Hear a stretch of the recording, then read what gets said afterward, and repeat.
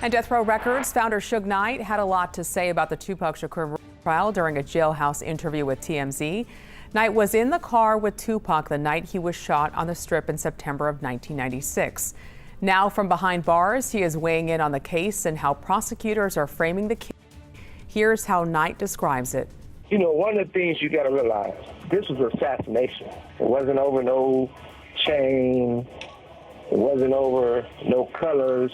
This was assassination. And they can do one who assassinated Kennedy and everybody can talk about it. All the people in the industry know at one time, Pac and Puff was like this. But Puff had an obsession with him for whatever reason it was.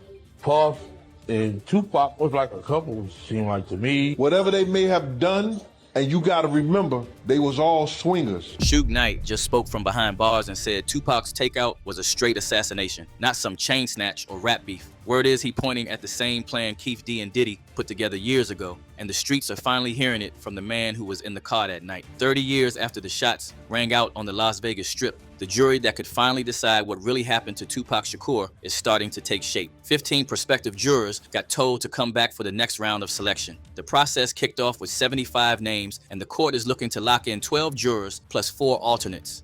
30 years after the murder of American rapper Tupac Shakur, the trial of former gang leader Dwayne Keefe D Davis has finally begun. The trial is expected to last for more than a month. While the proceedings may not establish just who pulled the trigger, prosecutors aim to prove that Davis supplied the gun and ordered the killing. If convicted, the 63-year-old could face life in prison without the possibility of parole. Tupac's murder remained unsolved for decades due to a lack of evidence, but the case was revived when Davis published a memoir in 2019 in which he detailed his involvement in the rapper's death. However, he did not reveal just who fired the shots that killed Tupac. Prosecutors are saying Dwayne Keith Davis, the man everybody knows as Keefe D, did not pull the trigger himself. They claim he orchestrated the whole thing, facilitated the hit, and was even in the Cadillac when the lit up the night. Their story is that the was retaliation after Tupac, Suge Knight, and the Death Row crew allegedly jumped Keefe D's nephew earlier that same evening at the MGM Grand. Hi, I'm Tabitha Soren with MTV News. Controversial rapper and actor Tupac Shakur has died in a Las Vegas hospital of complications from several... I was in jail. I was in jail when he got shot. There was a lot of niggas in jail that was celebrating Pac's death. I'm glad that I didn't kill anybody or anybody killed me, but I damn sure came close. What's gotta be up? You can't do this now. Yeah. Of course you can. What's so funny? What's so funny? Nothing. I don't know. I never said anything. Oh, it's time to start dancing. Okay.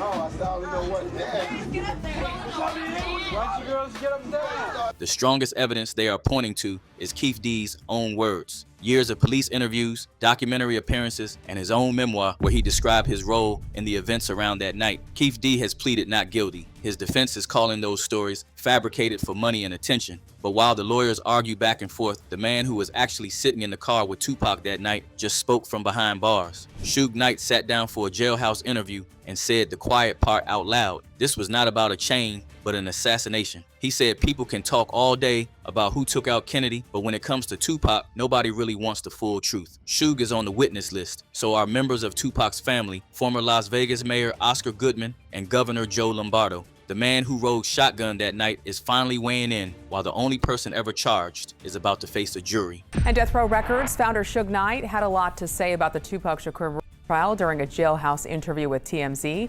Knight was in the car with Tupac the night he was shot on the Strip in September of 1996. Now from behind bars, he is weighing in on the case and how prosecutors are framing the case. Here's how Knight describes it. You know, one of the things you got to realize, this was assassination. It wasn't over no chain. It wasn't over no colors. This was assassination. And they can do one who assassinated Kennedy and everybody can talk about it. That is the part that has the streets locked in right now. Could Keefe D finally let the cat out of the bag? Could this trial be the moment the case gets solved and the person who ordered the hit on Pat gets named in open court? The older claims that never fully went away are suddenly sitting right next to the new courtroom energy. According to former detective Greg Cotting, the investigation into Tupac's death eventually narrowed down to two names that kept standing: Keefe D and Diddy. During interviews with investigators, Keefe D made a claim that still shakes people when it gets replayed. He said that about a year before the shooting, Diddy stood in a room full of Southside Crips and allegedly offered money to have Tupac and Suge Knight unalived. The number floating around was $1 million.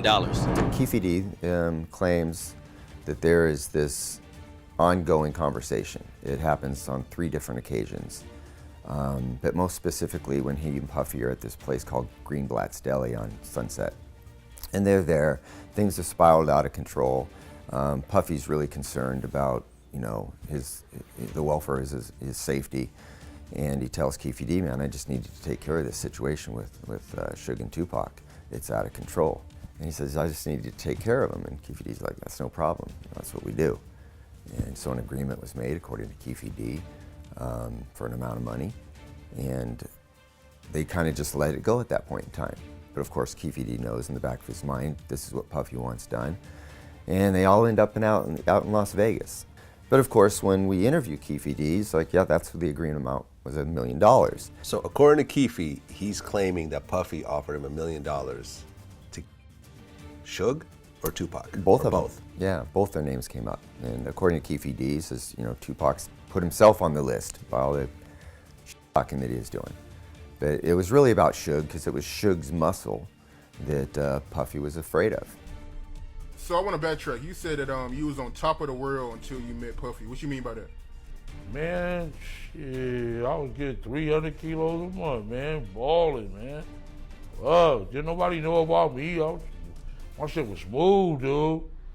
My shit was laid out smooth, man. I met your motherfucking ass, and all the heat and thunder coming around with your motherfucking ass, man.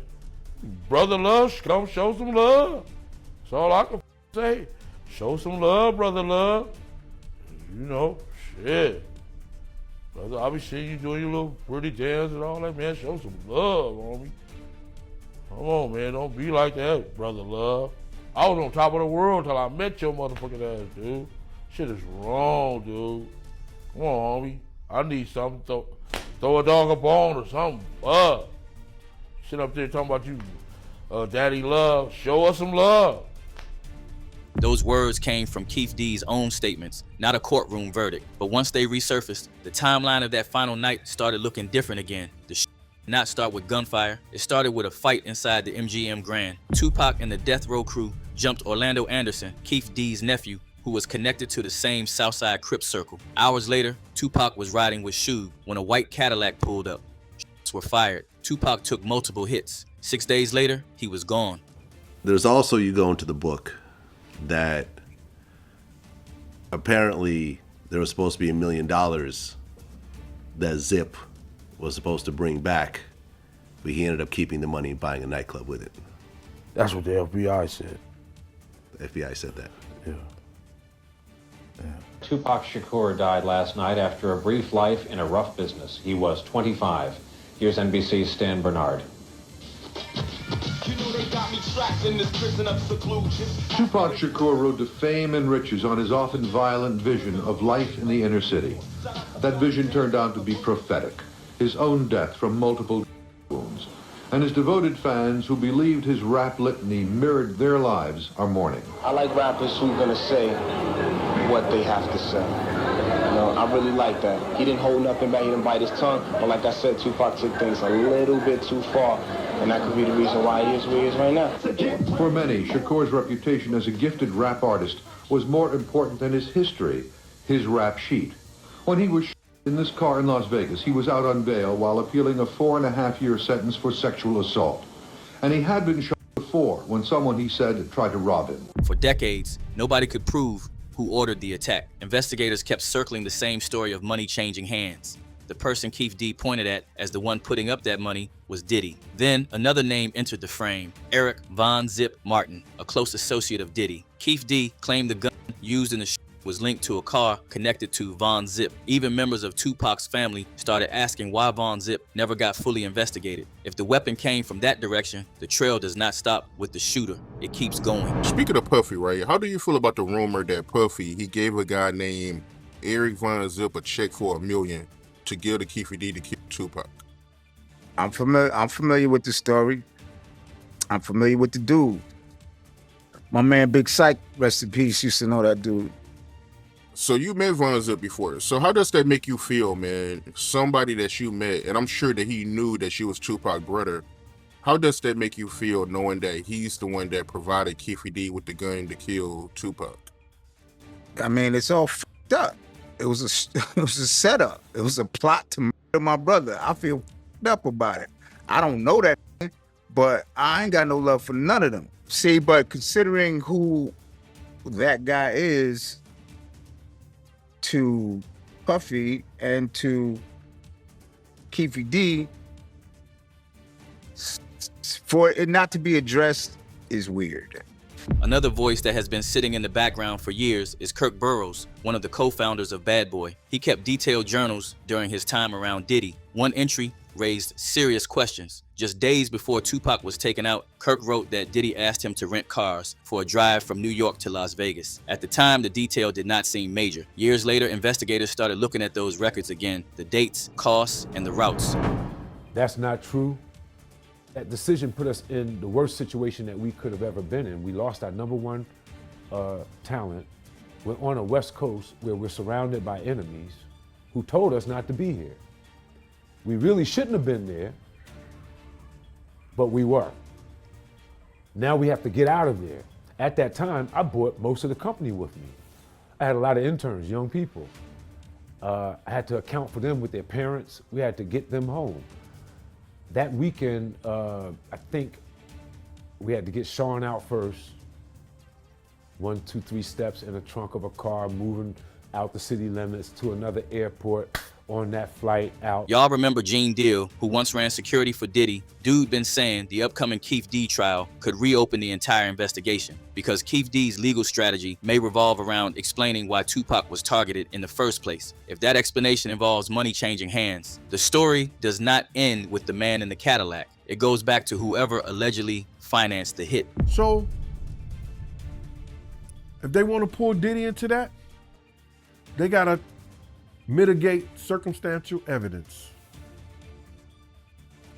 Anybody could be a witness for you, but what can they prove? Somebody's gonna have to say, I heard this conversation, this was a handshake or a nod or something went down, and it's gonna be hard to prove. It's gonna be hard to prove. All I said was, I saw a check for $1 million. Right? Eric Vonzip had a check for $1 million, and he said he got it from Al Heyman. Tupac's cousin Jamala Lassane later said he was acting different in the days leading up to the shooting, angrier, more intense. She remembered him yelling on the phone so hard the veins in his neck were popping, furious over fights with Death Row about his masters. Some people around him believed he was getting ready to leave the label and go independent. In a world already packed with rivalries and gang ties, that kind of tension could turn deadly fast. Former Bad Boy artist Freddie P said the streets had known the truth for years, even if the courts could never prove it. He compared it to organized crime cases where everybody knows who ordered the hit, but proving it legally is a different story. According to him, the people who lived through that era always suspected the same name. Do you believe that Diddy has something to do with Tupac murder? Anybody with common sense, no. Anybody with common sense, no. It's kind of like the John Gotti situations, right? So Gotti kept for so long, we knew who Gotti truly was. The Paul Castellano situation, that's his name, right? You know who took out the boss. Carmichael, I think that's his name, whatever. You know, but you can't prove it. We know of Puffy indiscretions. We knew he killed Tupac. It didn't make sense for nobody else to kill Tupac. Money B, the digital underground member who knew Tupac longer than most, sat down recently and spoke on the trial. He said he wishes all of this could have happened 30 years ago while Tupac's mother was still here. She would have wanted to know who took her son. Money B's personal belief is that the person who actually pulled the trigger is no longer with us. Keefe D admitted he was in the car with his nephew and others, but Money B also believes there were other people and possibly other agencies involved in allowing the ones who carried it out to walk away clean. That is the energy sitting over the courtroom right now. Jury selection is moving. Keefe D is the only person ever charged. His own past words are the main evidence against him. Suge Knight is on the witness list saying it was an assassination from day one. The older claims about money being offered, cars being rented, weapons being linked to people around Diddy, all of it is floating in the same air as the new trial. Suge has made it clear he will not name names in the interview, but he is on the list to testify. Keefe D has already put versions of the story on record in his own book and interviews. The defense is calling those stories fiction. The prosecution is calling them confessions. Somewhere in the middle sits the possibility that this trial finally forces the full picture into the open. Trust the online community not to stay silent. As one user puts it, I was thinking the reason Puffy got that sentence, the 50 months, is so they have him in custody when the trial starts. But whatever happens, I hope Pac gets justice. Another user wrote, Gene, you know damn well why you told that story about seeing that check. You wanted to confirm GDD's story. Then another online comment reads, Sir Keefe D already admitted he had something to do with it somehow. 30 years is a long time for a case this big to stay unsolved. The rivalry between East Coast and West Coast, Death Row and Bad Boy, Tupac and Biggie, all of it still hangs over the culture. The night in Las Vegas started with a fight in a casino and ended with a legend gone too soon. Now the only man ever charged is about to face a jury, and the man who was in the passenger seat is speaking from a cell saying it was never random. Folks are asking the big question, could Keefe D finally say the words that closed the case? Could the person who allegedly ordered the hit get named in open court after all these years? Or will the same walls that protected the truth for 3 decades stay standing one more time? Now your turn. What do you think happens when Keefe D takes the stand? Does he stick to the stories he already told, or does the pressure of a real trial force something new into the light? And if Suge Knight gets up there